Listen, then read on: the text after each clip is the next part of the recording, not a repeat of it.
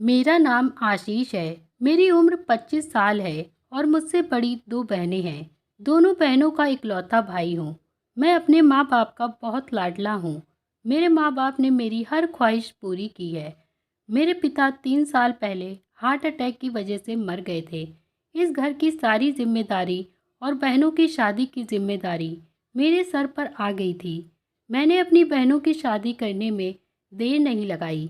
पहले मेरी बड़ी बहन का रिश्ता आया, फिर उसके बाद छोटी बहन का, और इस साल के अंदर मैंने अपनी दोनों बहनों की शादी कर दी।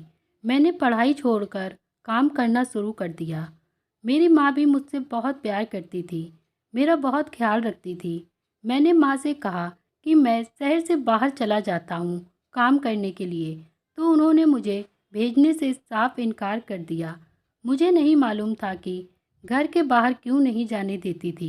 यह तो बचपन से ही था कि रात को मुझे कहीं जाने नहीं देती थी। लेकिन जब मैं बड़ा हुआ तभी माँ मुझे बहुत कम बाहर जाने देती थी। मैंने यूं ही माँ से पूछा कि माँ, आपको क्या हो जाता है? जब मैं बाहर जाता हूँ रात के वक्त, माँ मुझसे कहती कि बस एक ही वजह है जिसकी वजह से मैं तुम्हें घर के बाहर नहीं जाने देती। माँ की बात सुनकर मैं खामोश हो जाता था। मगर मेरी माँ अभी तक मेरी शादी नहीं करना चाहती थी। पर मैं कभी कभी सोचता हूँ, हर माँ को अपने बेटे की शादी का बड़ा शौक होता है, मगर मेरी माँ को तो अभी तक मेरी शादी की कोई फिक्र ही नहीं थी। मैं तो बस माँ की इन पाबंदियों में फंस कर रह गया था। मैंने गहरी सांस ली। रात के वक्त मैं कमरे में बैठा हुआ था। अचानक मुझे मेरी तबीयत खराब लगने लगी। मुझे घबराहट होने लगी और बेचैनी भी होने लगी। ऐसा लग रहा था माँ अभी तक जाग रही थी।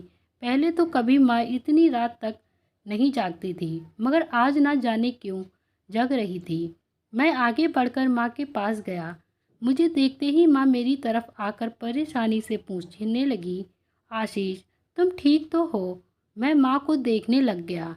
अभी मैंने माँ को कुछ भी नहीं बताया था कि मुझे कुछ हुआ है, तो माँ क्यों पूछ रही है? मैं सोच में पड़ गया। माँ को कैसे पता चल गया कि मैं ठीक हूँ या नहीं? और वह मुझसे कहने लगी, अगर कोई बात हो तो बताओ, तुम इतनी रात को अपने कमरे से बाहर क्यों हो? इस वक्त क्या कर रहे हो? तुम ठीक तो हो? मैंने माँ की तरफ देखा और कहा, हाँ माँ, मैं ठीक हूँ। माँ ने मन को सुकून की सांस दी और बोली, कोई बात तो ज़रूर थी, इस वजह से मैं इतना परेशान हो गई थी। मैंने जब उनको कहा कि कुछ नहीं हुआ, उनको सुकून मिला और वह अपने कमरे में चली गईं। मगर मुझे खुद अपनी हालत का नहीं पता था कि मुझे क्या हो रहा था। कुछ भी समझ नहीं आ रहा था।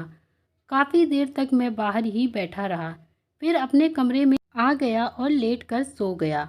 रात को न जाने किस वक्त मेरी आँख खुली। मैंने देखा कि माँ मेरे पास ही थी, मेरे पास बैठी हुई थी। माँ को कुछ दिनों से न जाने क्यों मेरी इतनी फिक्र लगी हुई थी। मैंने माँ की तरफ देखा और कहा, आप इतनी रात को यहाँ पर कैसे और क्यों? अभी तक सोई नहीं? अब आप अपने कमरे में जाकर सो जाओ, मैं ठीक हूँ। माँ ने मेरी तरफ देखा और कहने लगी, मुझे तुम्हारी फिक्र हो रही थी। मैंने कहा, मुझे क्या हुआ है? मैं तो बिल्कुल ठीक हूँ, आप जाकर सो जाइए। उन्होंने मुझे कहा कि ठीक है, मैं चली जाती हूँ, तुम अपना ख्याल रखना, तुम सो जाओ। सुबह होते ही मेरे सिर में बहुत दर्द था और तेज बुखार हो गया था। माँ ने मुझे कहा कि वह किसी तांत्रिक बाबा से मेरे लिए कुछ ले आएंगी। मैंने माँ से कहा, क्यों, मुझे ऐसा क्या हो गया है? पहले भी तो बुखार हो जाता था, तांत्रिक बाबा के पास जाना जरूरी है क्या? तभी माँ ने मुझे चुप करा दिया और ज़बरदस्ती मुझे उस तांत्रिक के पास ले गई। वह मुझे पानी पीने को दिया। उसके बाद मुझे कोई होश नहीं रहा। जब मेरी आँख खुली तो मैं कमरे में अकेला था। अभी कमरे में माँ को आवाज़ दी तो माँ कमरे के अंदर आई। मैंने माँ से कहा, यह कौन सा बाबा है? माँ मुझे कहने लगी, इन्होंने दवाई पिलाई थी जिसे तुम ठीक हो जाओगे। मैंने इनकार से सिर हिलाया, क्योंकि मुझे इन सब बातों पर कोई भरोसा नहीं था। मुझे कुछ समझ नहीं आ रही थी कि आपको हो क्या गया है, और मैंने माँ को गुस्से में कह दिया कि आप मेरी कोई बात सुनती ही नहीं हो, आप मेरी कोई बात मानती भी नहीं हो। मुझे भी अब आपसे कोई बात नहीं करनी है। उस दिन के बाद मुझे कहने लगी कि मेरी शादी करना चाहती हैं।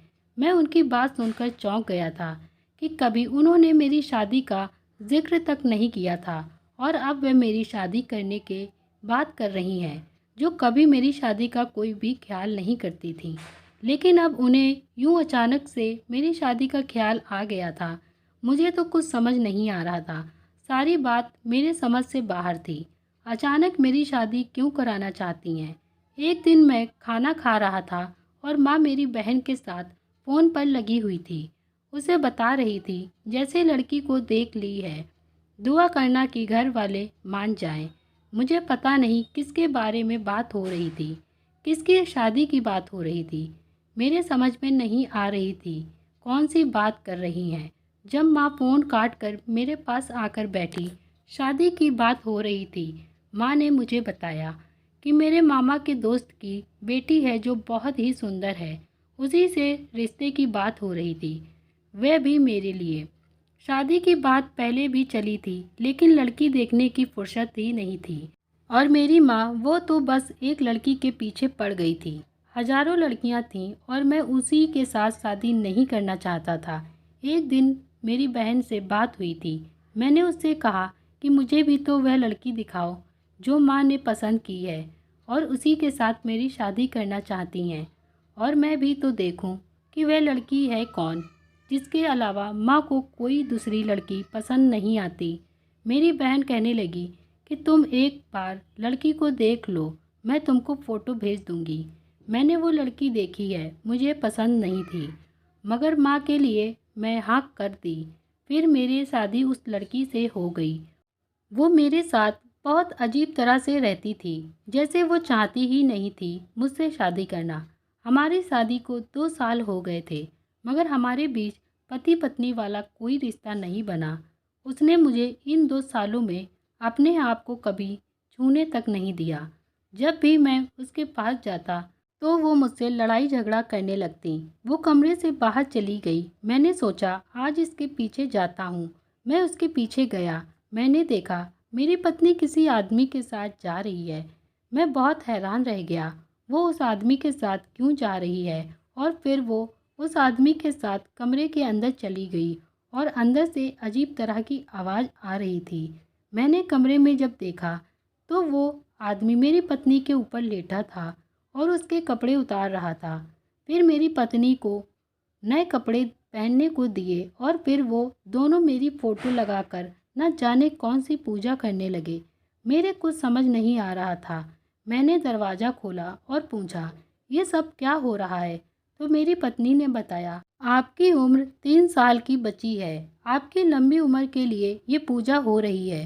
तभी वह मेरी माँ आ जाती है और सारा सच बताती है। माँ ने बताया मुझे कोई गहरी बीमारी है, मेरी कभी भी मौत हो सकती है। एक बाबा ने बताया था कि तुम्हारी शादी करने के बाद अगर तुम्हारी पत्नी बिना तुम्हारे साथ कोई संबंध बनाए ये पूजा करेगी तो तुम ठीक हो जाओगे। तभी ये पूजा तुम्हारी पत्नी रोज रात यहाँ करने आती है। फिर मेरे समझ में सारी बातें आ गई थी, क्यों माँ परेशान रहती थी मेरे लिए। फिर मेरी पत्नी की पूजा काम आई और मैं ठीक हो गया। आज हमारे 2 बच्चे हैं और हंसता खेलता परिवार है। अगर आपको ये वीडियो पसंद आई हो तो प्लीज़ चैनल को लाइक शेयर सब्सक्राइब करके अपना ढेर सारा प्यार और आशीर्वाद जरूर दें। Thank you guys.